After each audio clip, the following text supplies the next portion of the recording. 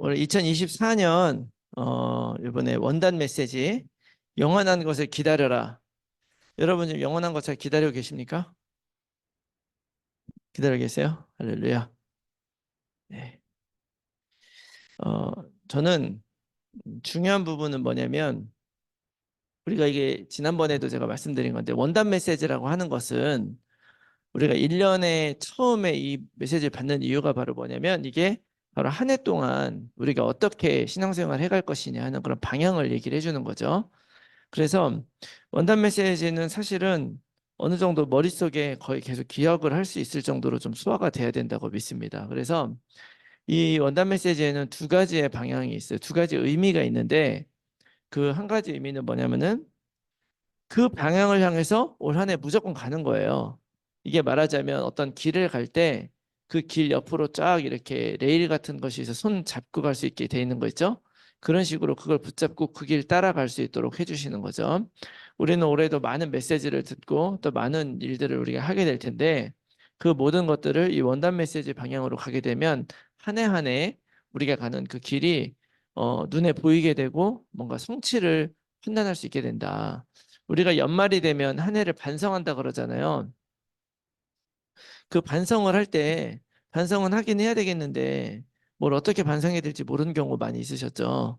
그 이유가 뭐냐면 기준이 있어야 되기 때문에 그래요. 반성이라는 거는 그냥 무조건 하는 게 아니라 자아 비판하는 것이 아니라 내가 어떤 기준과 무슨 걸 중심으로 반성을 하는 거잖아요. 근데 우리가 1년 동안 뭐 잘 살았니 못 살았니 이런 것들은 반성할 수가 없어요. 한 가지 우리가 확실하게 할 수 있는 것은 이 원단 메시지 놓고 이 방향대로 우리가 왔느냐. 이거는 뭐 얼만큼 해내야 완성되는 것이 아니고 우리가 이 방향대로 꾹 살아오면서 나름대로 내가 이것을 집중했다 하면은 잘 사는 것이 될 것입니다. 그래서 그 방향을 향해서 무조건 가기 위해서 이걸 해준 거고 또 하나는 무조건 가는데 그냥 가는 게 아니고 왜 그 방향으로 가는지 알고 가야 되는 거예요. 그래서 제가 오늘 이 시간을 우리 청년부뿐만 아니라 4교구, 5교구 우리 지금 많이 들어와 계신데 우리 모든 성도님들이 다 같이 이 방향으로 인도를 받았으면 좋겠다. 여러분들이 이거를 나름대로 소화하셨겠지만 좀 더 구체적으로 좀 도와드렸으면 좋겠다 싶어서 제가 오늘 이 시간을 마련했습니다. 그래서 원래 보통 메시지를 놓고 그거를 정리하다 보면요. 그 메시지보다 길어지죠. 왜냐면 메시지를 설명을 하니까. 근데 제가 좀 이제 영어로 말하면 그 파라프레이즈라고 하죠. 다시 바꿔 말하는 거예요. 그래서 여러분들이 좀 올 한 해 훨씬 더 쉽게 정리하면서 갈 수 있도록 좀 도와드리려고 합니다. 그래서 오늘 첫 번째 거 1, 2, 3강인데 1강 먼저 한번 가도록 하겠습니다. 1강은 영원한 것을 기다려라 이런 그 한 문장으로 잡으시면 되겠는데요. 올해는 응답의 영원이죠. 솔직히 말하면 저도 왜 응답의 영혼이라고 썼는지는 잘 모르겠어요. 원래 한국말은 그게 좀 말이 좀 안 되긴 하죠. 문법적으로는. 그러나 응답의 영혼이라고 쓴 이유는 RUTC의 응답은 계속 와요. 근데 그 RUTC의 응답이 영원이 된다는 것을 얘기를 하는 거라고 저는 믿습니다. 그러니까 영원이 그게 돼야 되는 건데 중요한 것은 올 한 해 그 중요한 테마가 바로 뭐냐? 한 가지 딱 붙잡아야 되는 거. 여러분 영원하면 뭐 어떤 생각이 납니까? 영원한 것이 뭐 있어요, 이 세상에? 하나님의 말씀, 하나님 나라밖에 없죠. 그래서 사도행전 1장 3절 말씀하시면서 얘기하셨는데 여러분 영원한 것은 하나님의 나라입니다.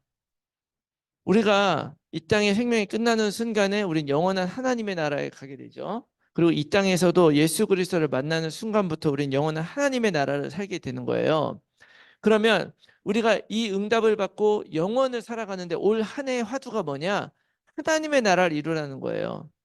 그 영원한 것을 이루며 살아간다. 그러니까 여러분 올 한 해는요. 하나님 나라의 백성으로 살아가는 것. 자, 그렇다면 하나님의 나라는 어떤 곳입니까? 하나님의 나라, 천국은 어떤 곳이에요? 네. 여기서 앞에서 답을 다 얘기하시는데 감사합니다. 그냥 세상 사람들이 생각하는 좋은 곳이 아니란 말이에요. 천국은. 착한 사람이 가는 곳이 아니에요. 예전에 제가 어떤 청년이 저한테 그랬어요. 착한 사람이 천국을 못 가면 너무 언페어한 거 아니냐. 착하게 사느라고 얼마나 고생했는데. 예? 그렇지만 불행하게도 내가 착하게 사느라고 누리지 못한 것을 보상해주는 그런 나라는 없습니다. 세상에서도 그런 걸 해주지 않고, 그리고 그걸 보상한다 그래서도 행복한 것이 아니고요. 하나님의 나라는 하나님이 만드신 거예요. 하나님이 만드셨고 우리 인간을 위해서 만드셨어요. 그런데 하나님이 인간을 위해서 만든 나라가 또 있죠. 하나님의 나라 말고도 지금 이 땅도 하나님이 우리를 위해서 만드셨죠. 그러나 우리는 이 땅을 하나님의 나라라고 안 해요. 왜요? 한 가지가 빠졌어요. 그게 뭐냐? 하나님의 통치.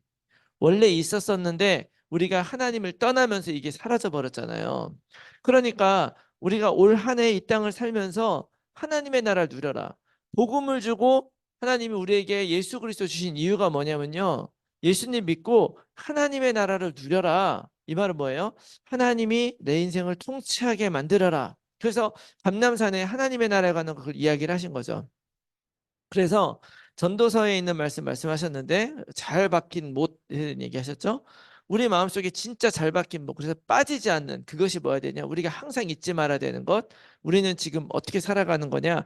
하나님의 나라, 하나님의 백성으로 살아가는 것이다. 라고 하는 것을 여러분 꼭 기억해야 돼요. 올 한 해 내 마음속에 나는 예수 그리스도 믿고 복음 안에서 하나님 나라의 백성으로 살아가는 것이다. 이걸 딱 붙잡는, 요것을 내 삶에 이루는 한 해다. 여러분 이거를 딱 붙잡으시면 되겠습니다. 이 안에 모든 게 다 나오는 거예요. 아셨죠? 그러니까 여러분 딱 기억하시기 바랍니다. 올 한 해는 하나 영혼을 이루어야 돼요. 영혼의 응답을 받는단 말이 뭐예요? 하나님 나라가 내 삶 가운데 이루어지는 거예요. 그래서 내가 내 뜻과 내가 원한 대로 사는 것보다도 하나님이 이루어 가시는 그 삶을 따라가면서 이해되지 않고 어떤 힘들어지는 부분들은 말씀과 기도로 헤쳐가면서 이겨가면서 하나님이 하신 일들이 그렇습니다, 옳습니다라고 고백할 수 있게 되면 이것이 이제 올 한 해 다 되는 거죠. 그래서 이 모든 것들이 어떤 과정을 거쳐서 이루어지는 것이냐면 이 하나님의 나라는 사도행전 2장 14절의 말씀, 기도를 통해서 이루어지는 거죠. 우리가 올 한 해 하나님의 나라 어떻게 누리느냐? 기도를 통해서. 그러니까 무엇이 기도입니까? 그 기도는요, 하나님의 뜻을 물어보는 게 그게 기도예요. 잠시만요.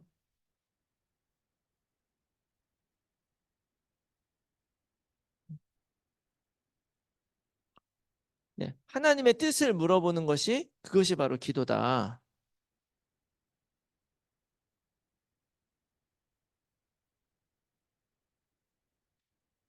그래서 하나님의 뜻을 물어보면서 또 그 기도를, 그러니까 기도는 그냥 되는 게 아니잖아요.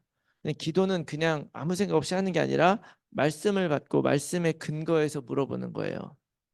이번 주에 강담에서도 답을 가진 사람, 하나님 우리에게 답을 가진 그 사람 메시지 주셨는데, 그렇다면 내가 답을 가진 사람으로서 지금 이 상황과 이 문제 속에서 우리가 어떻게 해야 되겠습니까? 이렇게 질문을 가지고 모든 상황 속에서 하나님의 뜻을 찾으면, 그것에 내가 반응해서 무엇인가 결정하면 그게 잘했다 못했다, 답을 맞췄다 못 맞췄다가 아니라 하나님이 너는 나의 뜻대로 살아가고 있구나 인정을 해주시는 거죠.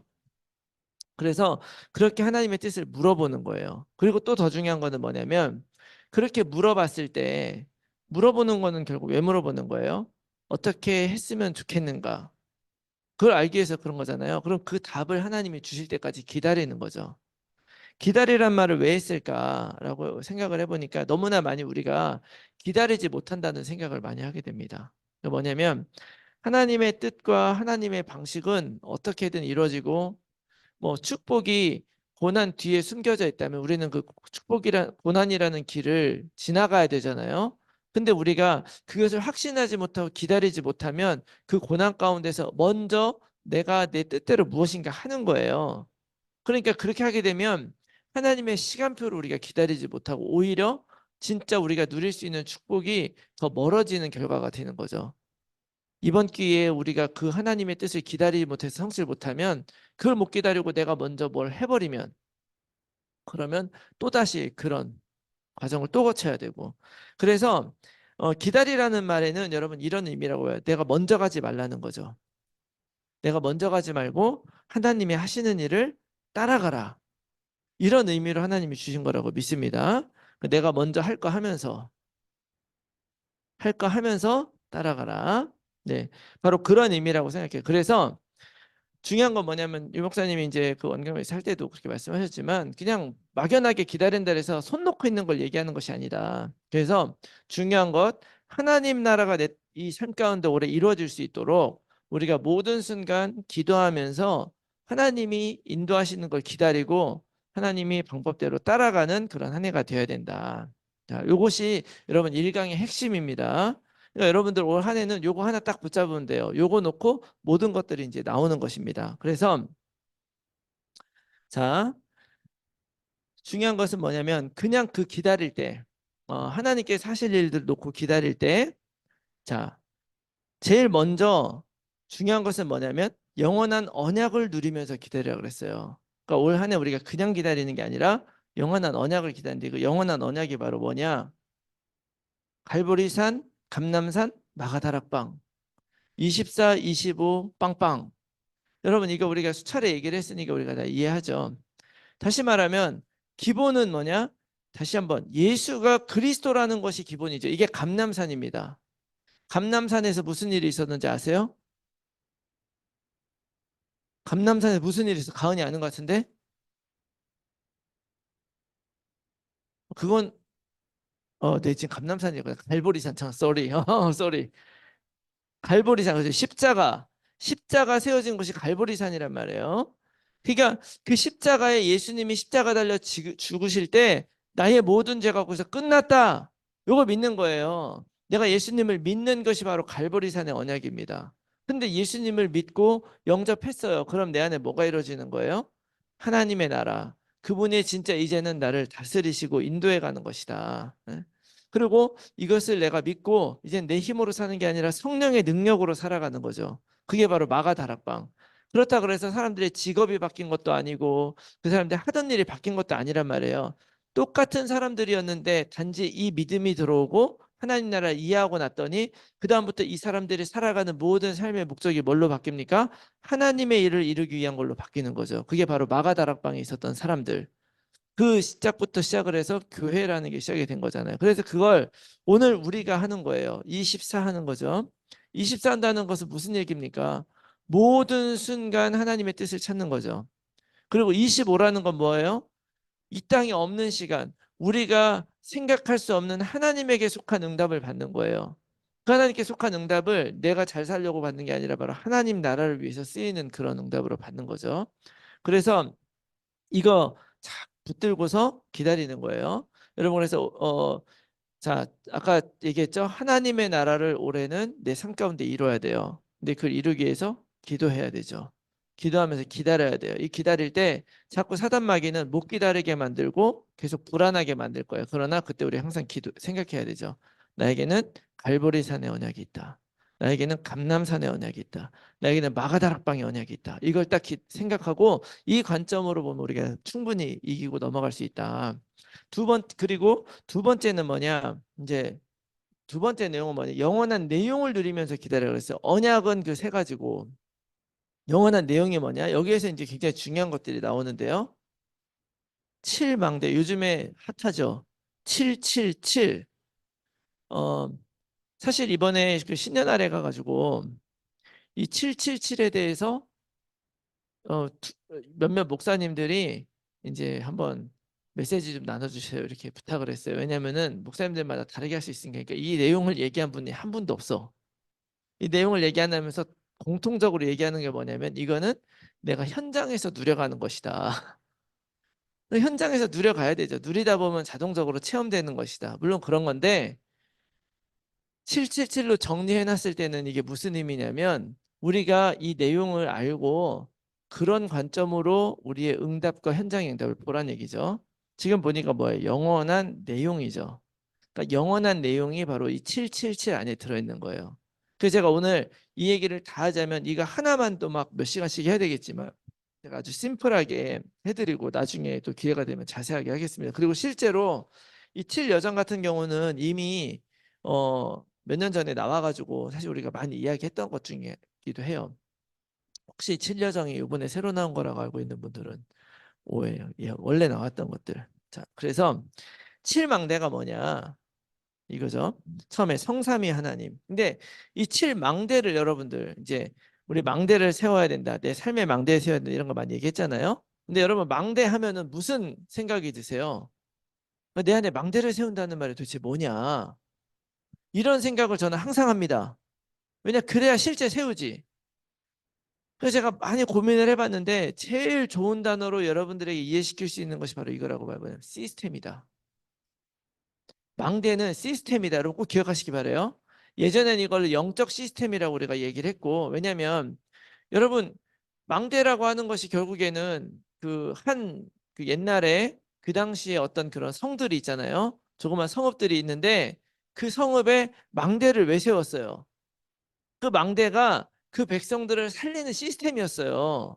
그러니까 제일 높은 곳에 가가지고 파수꾼이 적들이 오는지 아는지 거기서 보는 거예요. 그래서 오게 되면 미리 준비하고 막아버리는 그게 바로 망대였잖아요.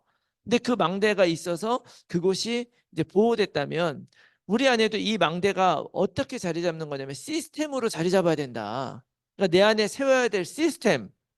자, 이 영적인 시스템은 여러 가지가 있잖아요. 말씀, 예배 뭐 이런 거 다 시스템. 그리고 또 예를 들어서 다락방을 한다든지 아니면 말씀 사역을 한다든지 전도를 한다든지 이것도 다 시스템이죠. 무슨 얘기가죠? 그러니까 우리가 실제로 내 안에 준비하고 해나가야 되는 그런 시스템을 일곱 망대로 표현한 것이다. 여러분 이렇게 이해하시면 되겠습니다. 그래서 일곱 망대는 성삼위 하나님, 이거 무슨 얘기예요? 하나님이 지금 함께하고 계시다는 거죠. 임마누엘. 응? 내가 항상 임마누엘 누리는 시스템 우리 필요하다는 거죠. 그 다음에 보좌. 보좌가 뭐? 이게 하나님 나라와 완전히 연결되는 거죠. 보좌라는 말은 왕이 앉는 자리잖아요. 내 안에 보좌. 무슨 얘기예요? 내 안에 왕이 있어야 돼요. 세상이 다스리고 세상적인 것, 내 육신의 소욕이 다스리는 것이 아니라 하나님이 다스리는 그 보좌 시스템. 하나님 말씀에 순종해갈 시스템. 세 번째, 3시대. 내가 지금 이 시대를 살아가고 있는 이걸 알아야 되는 거죠. 또 오력, 영력, 지력, 체력, 인력, 경제력. 이 다섯 가지 힘. 하나님이 나에게 주신 이 힘을 하나님이 셨다고 믿고 하나님을 위해 써 나갈 수 있는 그런 시스템. 우주, 이게 우주라는 단어를 내가 좀 웃긴데 우주라는 말은 제한 없는 거야. 하나님이 하시는 일에 전무후무한 응답 들어보셨죠? 하나님은 전지전능하신 분, 무소부재하신 분이기 때문에 그 하나님이 역사하는 모든 그 한계는 우주다. 사실 엄밀히 말하면 2, 3시를 뛰어넘는 거예요. 그런 우주적인 그런 하나님의 그런 어, 능력, 그다음에 그 공중 권세 잡은 자를 이길 수 있는 그런 능력을 이길 수 있는 그런 시스템 내 안에 미리 CVDIP. 하나님이 CVDIP가 뭐예요? 언약 안에서 내 인생의 목적과 방향을 미리 보고 생각하고 작품으로 남기는 게 CVDIP잖아요. 그러니까 사람들은 다 미래에 대해서 꿈을 꾸고 내 미래에 대해 생각을 하는데 이 CVDIP는 언약 안에서 보는 거예요.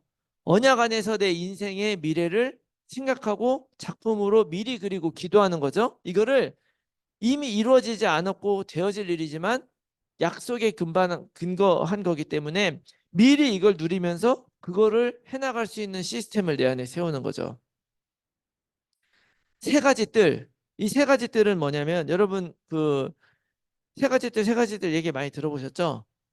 원래 하나님이 성전을 만들라 그랬을 때는 이제 이스라엘 백성들이 하나님께 들어가는 제사 시스템이었단 말이에요.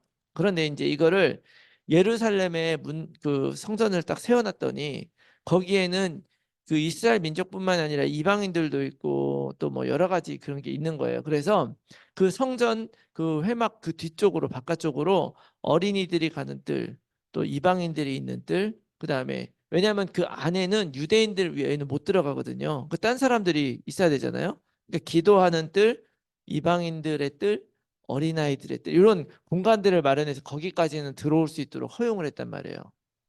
근데 이제 그런 곳이 바로 성전에 들어갈 수 있도록 하기 위한 이스라엘 백성이 아닌 사람들을 위한 자리들이죠. 다시 말하면 오늘 우리가 신앙생활 하면서 전도자로 살고 세계복음화에 산다는 거 아니겠어요? 그럼 우리들이 당연히 성전에 이렇게 3개 있었으니까 3들이지 5개 있었으면 5들. 중요한 거는 하나님의 백성으로 세계복음화 하기 위해서 하나님이 우리를 사용하실 때 우리들의 관심과 초점을 그들에게 맞춰놓고 그들을 어, 그들에게 복음 전하고 살리는 그런 영적 시스템이 내 안에 있어야 된다. 여러분, 우리는 특별히 이거를 중요하게 생각해야 되는 게, 우리가 미국에 있잖아요. 미국에 있고 영어도 하고, 그러니까 우리가 이런 건 정말 많이 준비를 해야 됩니다. 그래서 요 7가지 시스템이 우리 안에 세워질 수 있도록 올 한 해 이 내용을 누려야 된다. 자, 그 다음에 7여정이죠. 이 7여정은 삶의 방식이라고 말할 수가 있어요. 방식, 삶의 방식. 그래서 성삼위 하나님에게, 이게 7가지 여정이 갑자기 몇 년인가 생각이 안 나는데 2021년인가 그때 WRC 때 이제 그때 나왔던 말씀이거든요. 그때 이제 성삼위 하나님의 길, 이거는 지난번에 우리 청년 모임에서도 제가 했기 때문에 자세하게 얘기를 하지 않겠지만, 참 성삼위 하나님의 두 번째는 10가지 비밀. 다시 말하면 여러분 기억나시죠? 영적 독립. 그러니까 말씀으로 내가 혼자 있을 때 살아나는 거예요. 그다음에 영적 사실, 기도할 때 실제로 이루어진다. 그다음에 역발상, 하나님이 주신 것에 집중하는 것. 그다음에 시너지, 그다음 위기는 기회, 무경쟁, 재창조, 서밋 자리, 광야, 절대 이유. 이게 10가지예요.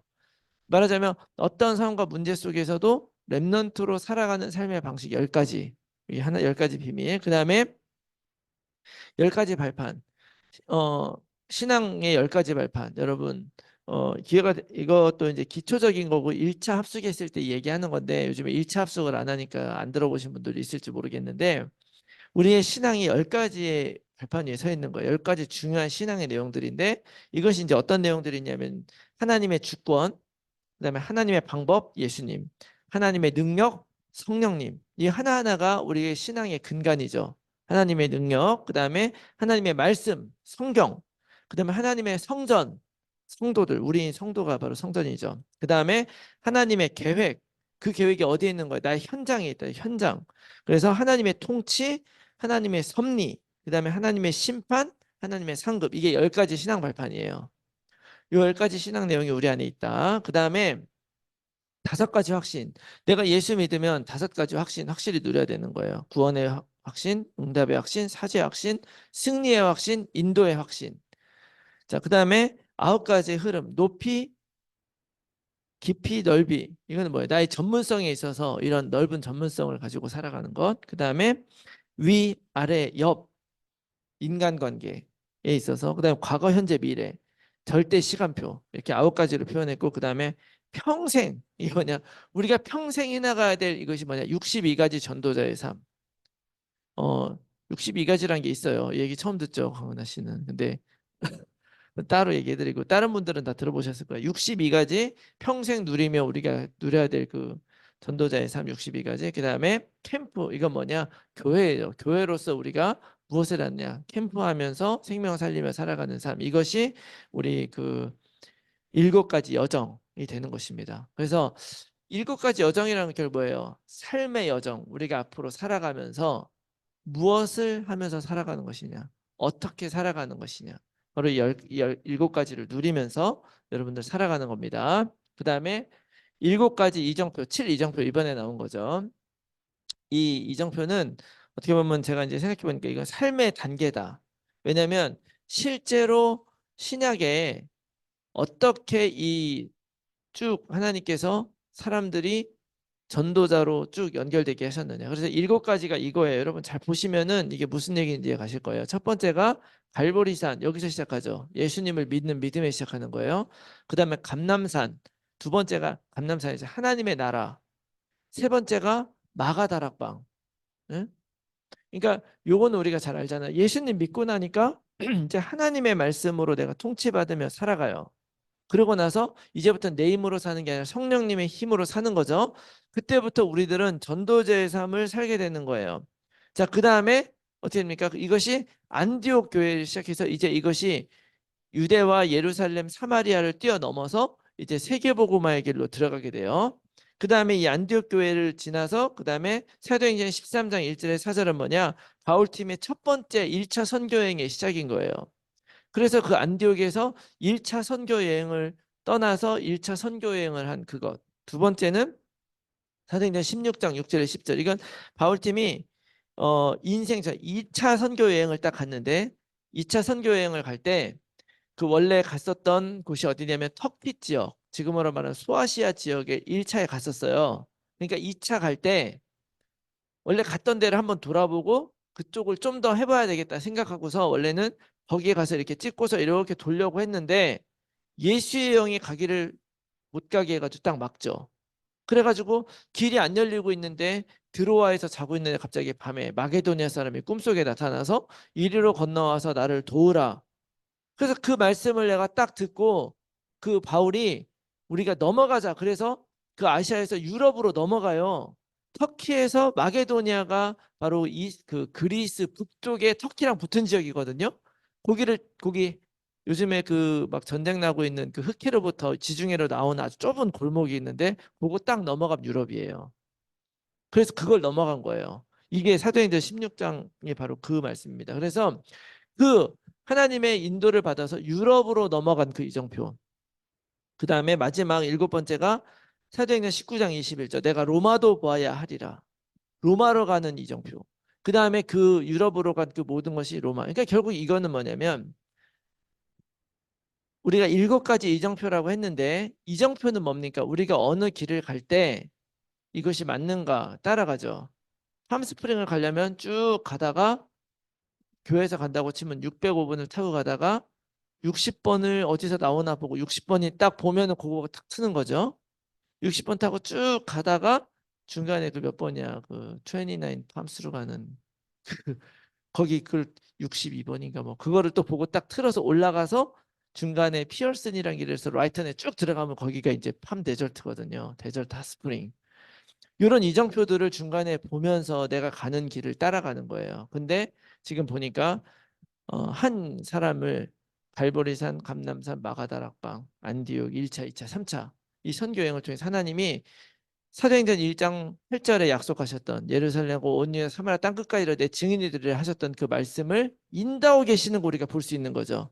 이 7여정은 내가 이 방향을 따라서 살아간다 하는 그런 의미가 되는 것입니다. 그래서 이것이 사실 오늘 이야기할 것 중에 굉장히 많은 내용이긴 한데 여러분들 이렇게 생각을 하시고 이것을 나의 삶 속에서 영원한 내용으로 누리는 거예요. 그래서 이제 이 이정표를 누리면서 이제 기다리면서 마지막으로 이제 세 번째 약속하신 것이 올 때까지 기다려라. 자, 우리가 아까 올 한해는 하나님의 나라를 누리는 것이에요. 하나님 나라의 백성으로 살아가는 것인데 기도하면서 하나님이 어, 주신 것을 내가 먼저 막 액션을 하지 말고 하나님이 열어주시는 것을 따라가는 거죠. 그 길은 항상 좋은 길은 아니고 때로는 어렵고 힘든 걸 수도 있고 그럴 수 있지만 중요한 건 뭐냐면 그 하나님이 주실 그 기다리는 것은 하나님이 이미 약속하신 것이다. 여러분 이걸 생각하셔야 돼요. 약속한 것을 기다리는 거예요. 약속한 것이 올 때까지. 그 약속한 것이 바로 뭡니까? 약속한 것이 바로 뭐냐면 오직 유일성 재창조. 하나님이 내가 오직 그리스도를 붙잡고 있으면 유일성의 응답을 받게 해주신다 그랬어요. 유일성이라는 말은 뭐예요?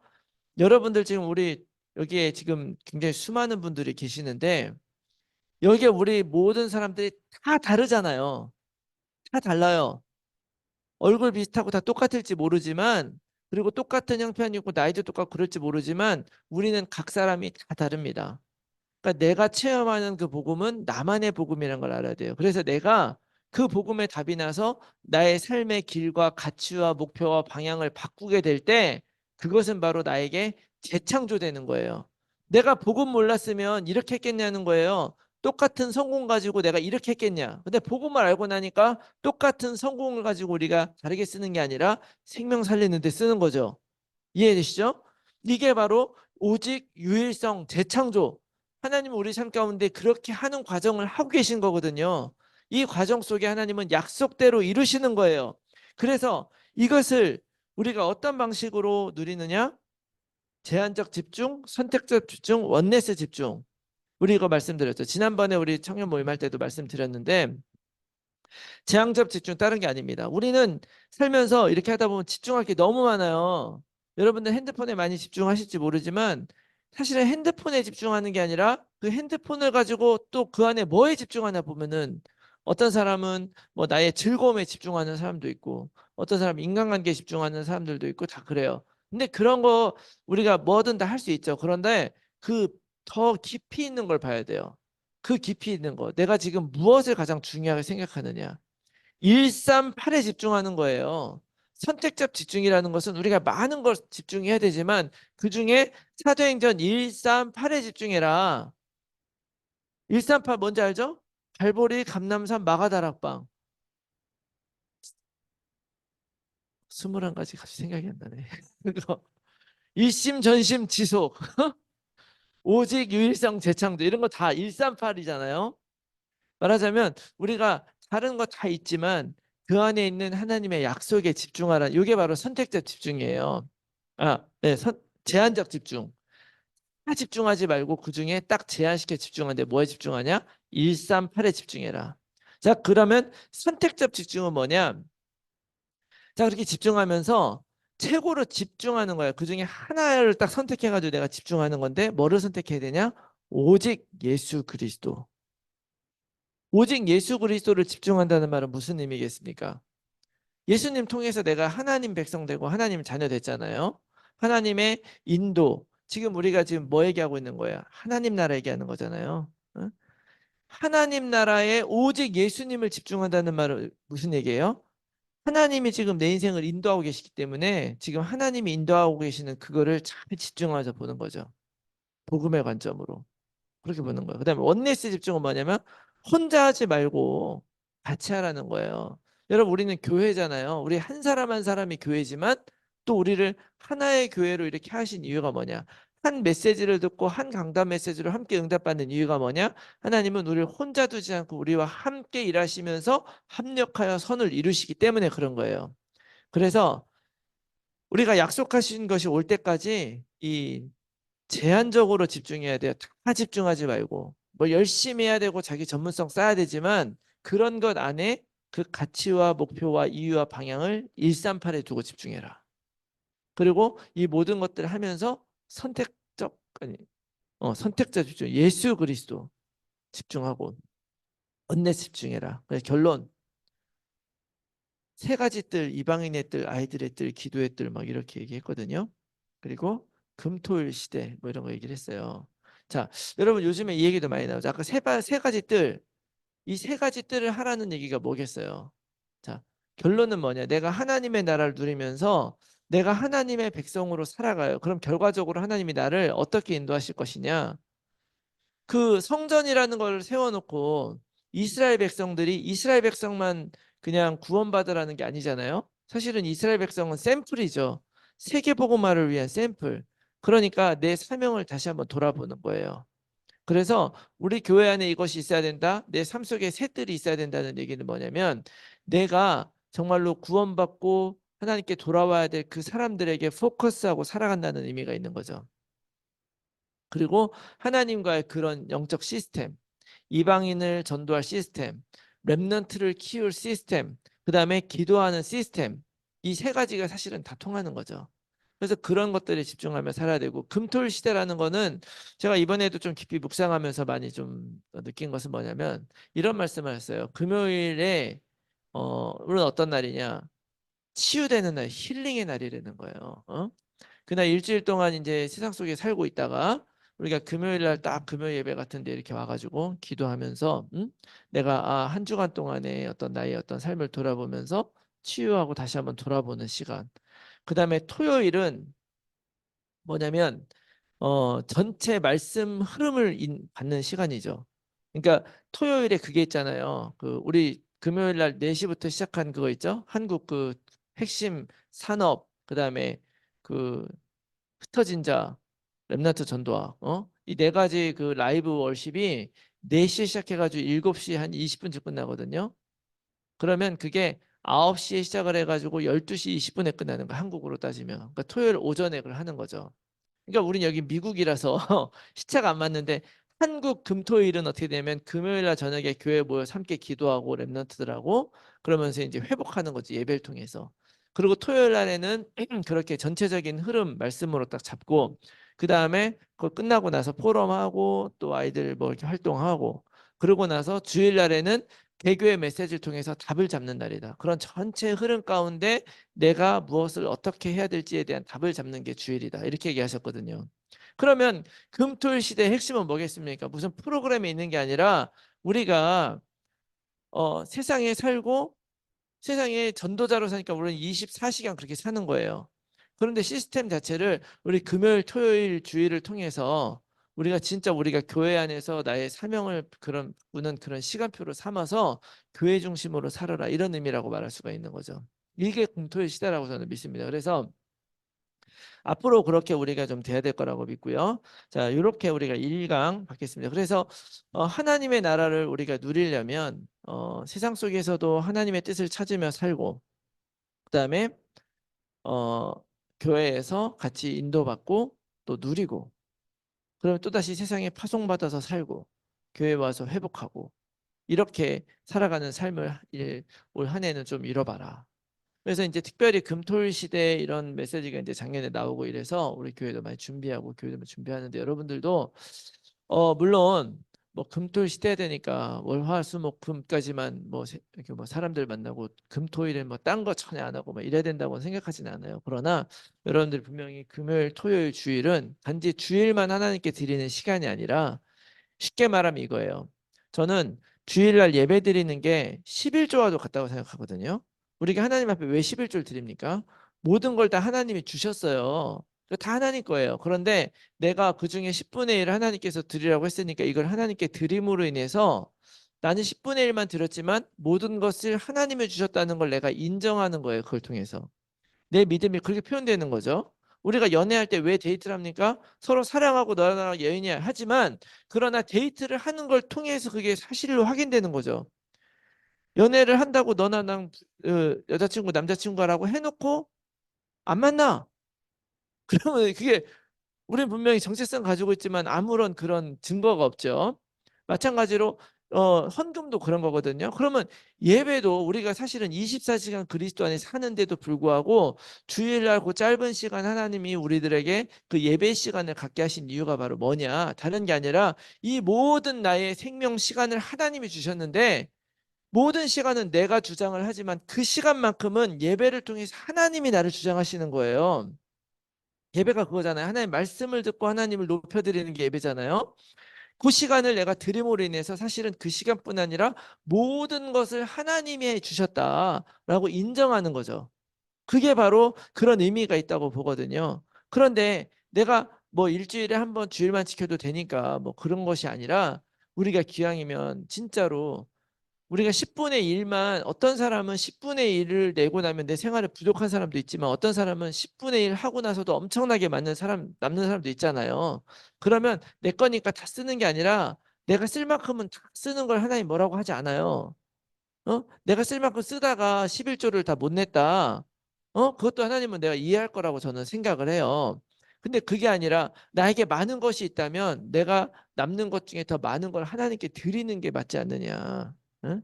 하나님께 드리는 게 누구한테 주는 게 아니잖아요. 세계 보고만 하는데 내가 그 빛의 경제로 쓰임을 받는 거지. 그래서 여러분 그런 개념으로 봤을 때 이 금토일 시대는 내가 조금 더 물론 예배는 우리가 필수적으로 하나님께 드려야 되지만 더 많은 것들을 그 안에서 함께 하면서 우리가 함께 세계복음을 걸어가자. 이런 의미로 우리가 받아들여야 되고 그런 의미로 참여해야 지속이 되는 거예요. 그러지 않으면 주일날만 갔는데 토요일날 또 가야 돼? 금요일날 또 가야 돼? 이런 마음으로는 안 되죠. 그래서 어떤 때는 못 할 수 있지만 갈 수 있을 때는 내가 이거는 당연히 가는 거다.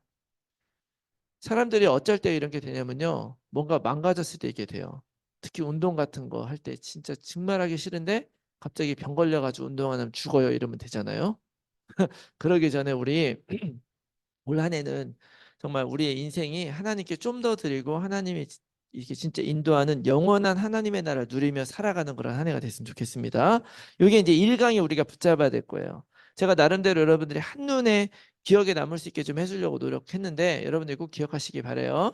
자, 2강 뭐 쭉쭉 이어서 가겠습니다. 2강, 3강은 좀 더 이제 짧을 거라고 생각하는데 잠시만요.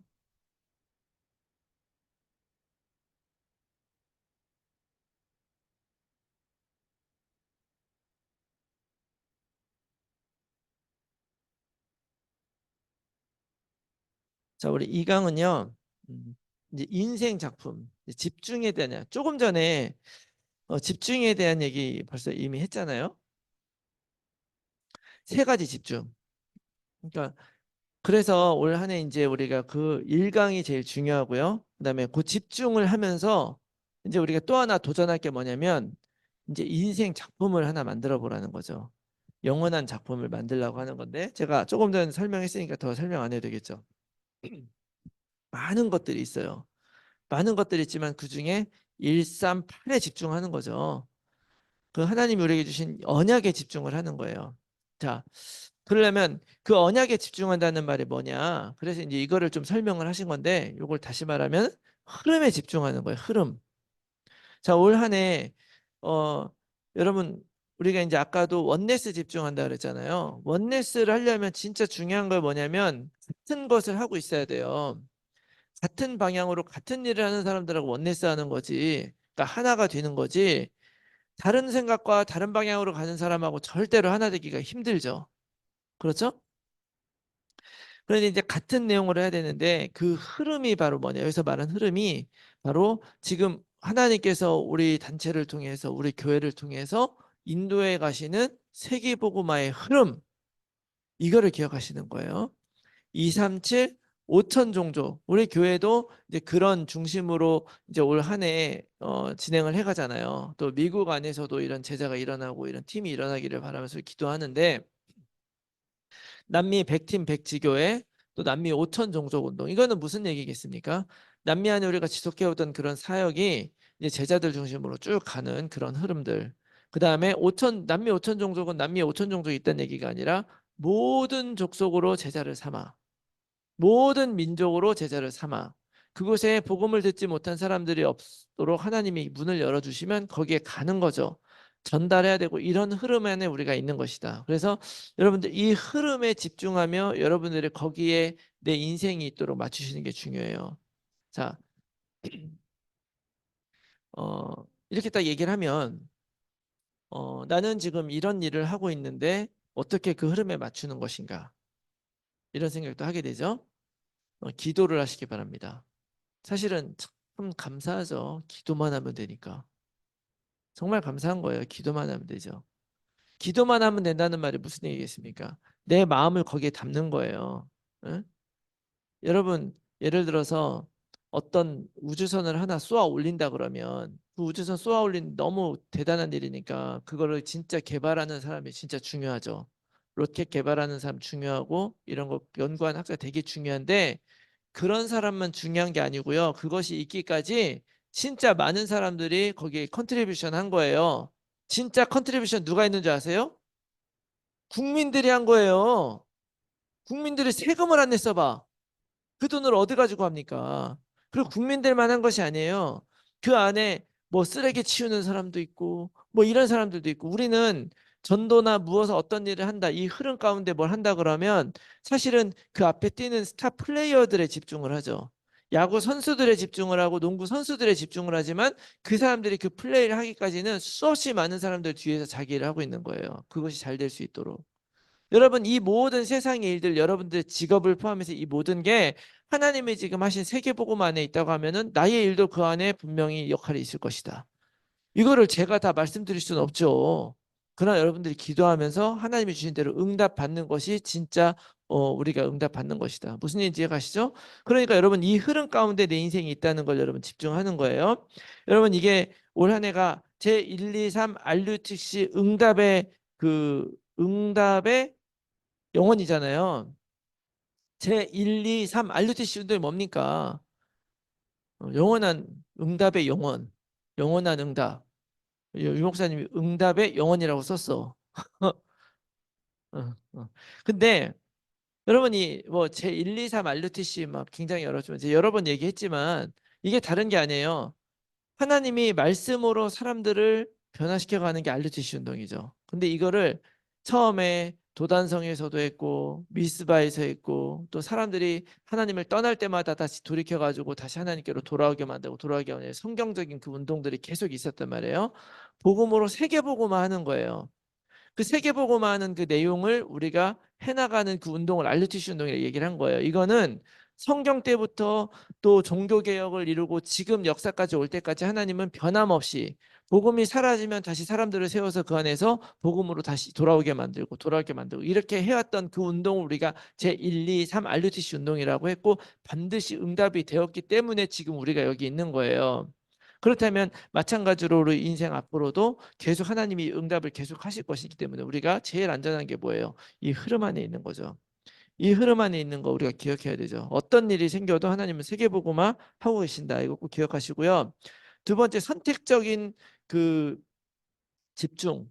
뭐를 해야 된다 그랬어요? 예수 그리스도 그 내용에 집중하는 거예요. 그 내용. 그래서 여기서 뭐 나왔냐면은 뭐 세절기도 말씀하시고 셋들도 얘기하고 뭐 금토시 얘기해도 이 모든 포커스는 사실 다 뭐냐면 이 모든 것들이 무엇을 통해서 이루어지는 거예요. 예수 그리스도가 전달되어져서 그들이 살아나는 것을 위해서 이런 그 성경의 개념들을 가져와서 말을 만드신 거죠. 우리가 결국 이 모든 것들 뭐 어떤 그 절기를 통해서 하나님이 계속 기억하기 원하시는 게 뭐예요? 하나님이 어떤 일을 하셨는가 우리를 위해서. 6월 오순절, 6월절, 오순절, 수장절, 뭐 장막절 뭐 이렇게 얘기하죠. 이 모든 그 절기들은 계속 하나님이 하신 일 기억한 거예요. 예수 그리스도를 통해서. 그 일을 하나님이 하시기 위해서 셋들, 이방인 렘넌트 기도. 또 그것을 오늘 우리 가운데 일하실 수 있도록 금토일 시대. 이렇게 이 내용을 기억하는 거죠. 이 내용에 집중하고 그다음에 결과에 집중하는 거죠. 결국 이걸 붙잡고 기도한 초대교회에 생긴 결과가 뭐냐? 사도행전 3장에 안진뱅이가 일어나요.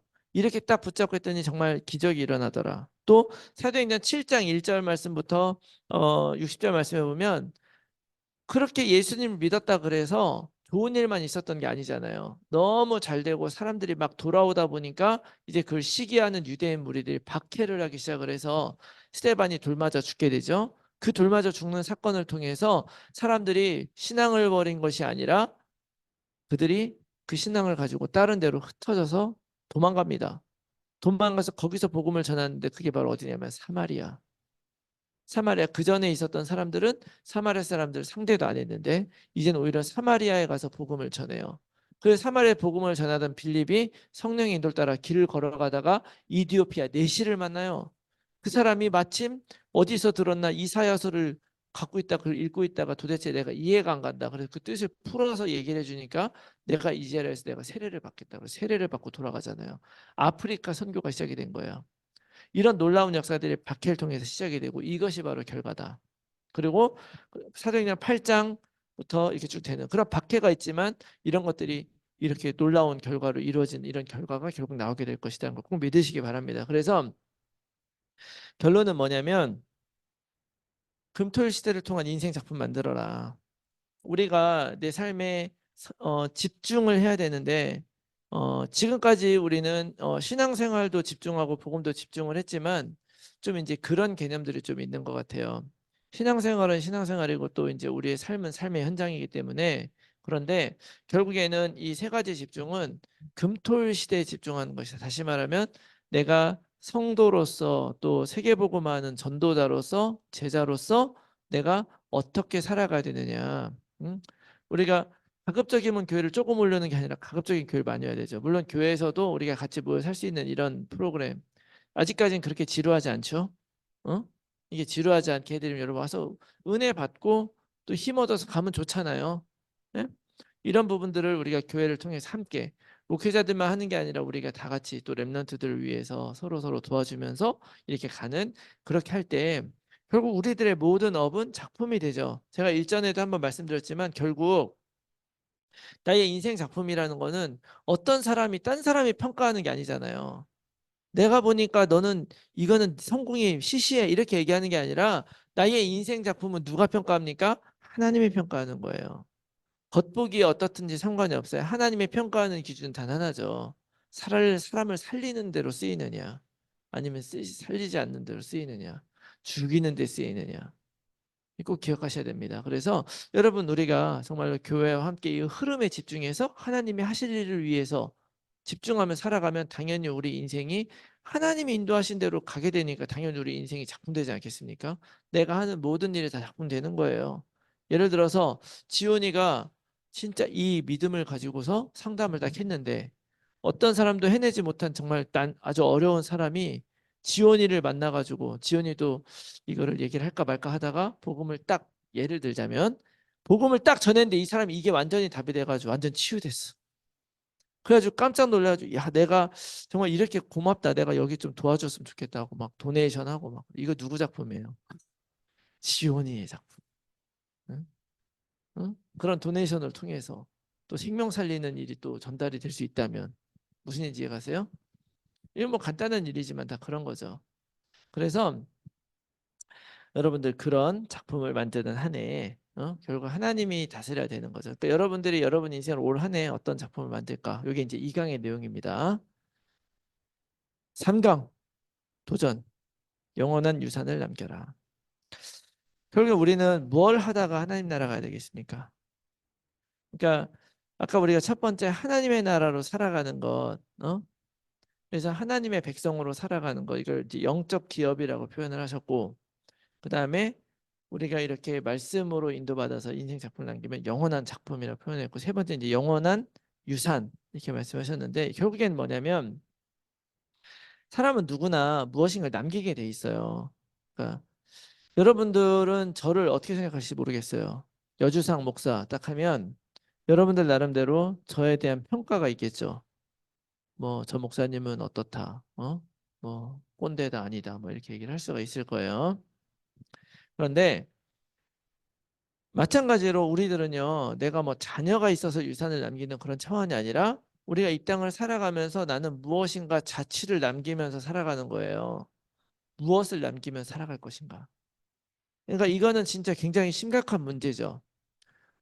나이를 더 먹어가면 먹어갈수록 저도 그런 생각이 들어요.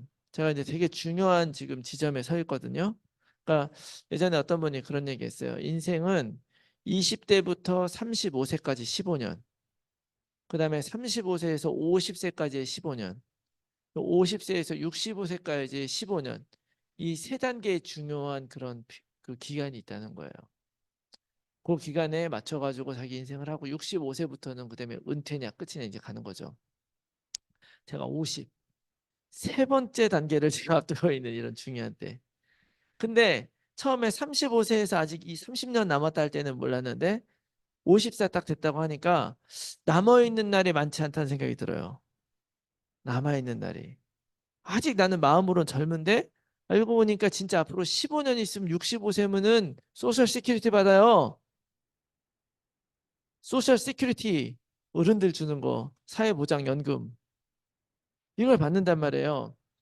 이 말은 무슨 얘기냐면 결국 우리는 내가 이 땅을 살면서 내가 어떤 인생을 살았는가에 대해서 고민하는 것은 정말 중요하다. 응? 올 한 해도 그냥 한 해 그냥 보내는 것이 아니라 내가 도전해야 되지 않겠냐. 뭐야? 영원한 것에 도전하는 거, 영원한 거에. 그래서 영원한 유산, 결국 내가 해야 될 그 유산은 망대다. 뭐 이렇게 얘기하셨거든요. 망대, 영원한 망대. 그러니까 아까도 얘기했지만 결국 우리가 가야 할 방향 2, 3, 7, 5천 종족을 놓고 1천 망대가 세워져야 된다는 거예요. 이 시대에 사람 살리고 세계 보고만은 그런 시스템들이 세워져야 되는 거죠. 아까도 얘기했지만 망대는 뭐라 그랬어요? 시스템. 특별히 살리는 시스템으로 나의 인생이 쓰여지는 게 너무 중요하죠. 저도 처음에는 이 시스템이라는 말이 되게 이해가 잘 안 됐거든요. 왜냐면은 내가 뭘 어떻게 해야 되는 건가 이렇게 하지만 그게 아니라 항상 루틴을 만드는 거예요. 그리고 나는 어떤 사람인지 정체성을 정확하게 알고 내가 무슨 일을 하고 있으면 내가 시스템이야. 예를 들어서 여러분들 교회에서 이렇게 사용하다가 무슨 문제가 어디에 뭐가 문제가 생기나 그런 게 생기면은요. 하루 누구한테 전화해요? 저한테 전화한단 말이에요. 어? 갑자기 여자 화장실에 갑자기 문고리가 안 잠겨요. 나한테 전화가 와. 어? 그리고 뭐 갑자기 뭐 저쪽 문이 안 열려요. 막 이러면 나한테 전화가 와요. 왜요? 우리 교회를 고치는 시스템이 바로 전 거예요. 그래서 저한테 얘기를 하면 제가 해결을 하죠. 그 역할을 하는 사람이니까 제가. 이런 게 시스템이죠. 여러분 세계복음하면서 여러분들이 시스템 된다는 말은 뭐예요?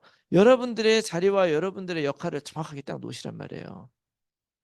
그래서 사람들이 같이 원네스 할 때 이 부분은 얘한테 맡기면 돼. 그리고 내가 할 수 있는 것을 내가 하는 거죠. 억지로 하지 못해야 되는 걸 하는 게 아니라. 딴 건 몰라도 기도는 내가 한다. 아니면 딴 건 몰라도 어디 갈 때 내가 이런 봉사는 내가 한다. 뭐 청소는 내가 한다. 쉽게 얘기를 하자면 아니면 뭐 밥하는 건 내가 한다. 아니면 운전은 내가 한다. 여러분 이런 시스템을 여러분들이 해야 되는데 이거를 이런 뭐 청소하고 뭐 운전하고 이런 차원을 뛰어넘어서 나의 어떤 내 인생에 어떤 내 업이 그렇게 쓰여질 수 있도록 내 자리를 만드는 거죠. 그게 우리가 남겨야 될 영원한 유산이라고 믿습니다. 그러기 위해서 우리가 정말 필요한 게 뭐냐면 우리 영적인 상태가 항상 제대로 딱 돼 있어야 돼요. 하나님의 나라를 누리는 최고의 그 방법이 뭡니까? 내 영적인 상태잖아요. 영적인 것을 보고 지금 이 환경과 상황이 나를 다스리는 게 아니라 하나님이 다스리고 있다. 그래서 그 복음이 잘 박힌 모처럼 내 안에 딱 있어 버리는 거죠. 그러면 영적 서밋으로 우리가 들어가는 거죠. 그래서 이 도전을 하기 위해서 우리에게 필요한 것, 어, 이제 받은 유산, 사용한 유산, 전달할 유산 이렇게 이야기를 하셨는데 사도행전 9장 이게 바울 팀, 바울 선교팀이 세계복음하면서 그들이 어떤 유산을 받았느냐? 사도행전 9장 15절, 사도행전 9장 19장 8절 하나님의 나라를 보면서 선교를 한 거예요. 이 모든 상황에 갔을 때 하나님의 나라가 있는 거. 자, 그다음에 어 빌립보서 3장 8절에서 21절 말씀은 뭐냐면 내가 복음을 알고 나서 보니까 세상의 것들은 다 배설물로 여겼다. 그래서 내가 이 모든 것들을 복음을 위해서 배설물로 쓰레기를 버렸다. 그러니까 하나님의 나라를 바라보고 그다음에 세상 것이 부질없음을 알게 된 거예요. 모든 것을 알고 최고의 엘리트였던 바울이 그걸로 살아난 게 아니라 예수님 만났을 때 내 인생을 알게 됐다. 그래서 세상 것이 중요하지 않다. 이걸 확실하게 내어버린 그런 결단. 그다음에 로마서 16장 23절 27절 뭐예요? 영세전부터 감추어졌던 그 비밀을 내가 알게 돼서 그 복음을 전달하는 사자로 내가 부르심을 받았다. 이 세 가지가 바울 안에는 딱 들어와 있었던 거죠. 마찬가지로 오늘 우리들도 내 인생이 무엇인가 유산을 남겨야 된다면 그 기반은 내 안에 뭐가 있는 것이냐? 하나님의 나라를 지금 하나님은 나를 통해 이뤄 가신다. 또 나에게 세상적인 것들 많이 주셨지만 이거는 내가 이걸 위해 살라는 것이 아니라 이건 나에게 배설물이나 다름없다. 당연히 내가 하나님이 하여튼 필요한 건 다 주신다. 마태복음 6장 33절 아시죠? 그리고 이 모든 것보다 중요한 것은 복음의 비밀을 위해 하나님이 나를 불러주셨구나. 이거를 받았다는 거예요. 그러면 사용한 유산. 그래가지고 현장에 가서는 어떻게 했느냐. 사도행전 13장 1절에 4절, 5절에 12절은 뭐냐면 사도 바울이 1차 선교 여행을 간 거예요. 1차 선교 여행. 어떻게 했느냐. 제일 먼저 이제 그 안디옥 교회가 금식하면서 기도해서 보낼 사람들을 결정했어요. 그래서 금식하면서 그들을 보냈죠. 이 말은 뭐예요? 항상 기도하면서 성령의 인도를 받으면서 간 거예요. 그러니까 사용한 유산이라는 건 뭐냐면 어떤 방식으로 그래서 이 선교를 했느냐. 가기 전에는 그 하나님의 나라, 복음, 그다음에 세상 것들에 대한 확실한 내 마음가짐을 딱 붙잡고 실제로 갈 때는 어떻게 했느냐? 기도와 성령의 인도를 받으면서 했다. 두 번째는 사도행전 16장 6절에서 10절, 15절, 20, 18절 이거는 뭐냐면 하나님이 인도하는 대로 간 거. 아까 얘기했지만 나는 원래는 계획은 1차 선교행 했을 때 그 갔던 지역을 해서 이렇게 돌아가려고 했는데 예수의 영이 갖지 못하게 막아서 내가 무리해서 가지 않고 내 계획이 있었지만 그러나 기도하면서 하나님을 기다렸더니 하나님이 환상을 통해서 마게도니아라 가라고 인도하셨다. 그래서 내가 어떤 계획과 방법을 가지고 있었지만 그러나 하나님이 막으실 때는 내 계획이 안 된 것이 아니라 하나님이 나를 다르게 인도하시는구나 라고 생각하고 하나님의 인도를 따라가는 거예요. 세 번째는 뭐냐? 로마서 16장 23절 27절이 아닌데 사도행전이 잘못 썼네. 사도행전 19장이에요. 사도행전 19장의 말씀에 보면 제3차 선교여행에서는 두란노 서원에서 2년 동안 계속 하나님의 말씀을 선포했죠. 지속적으로.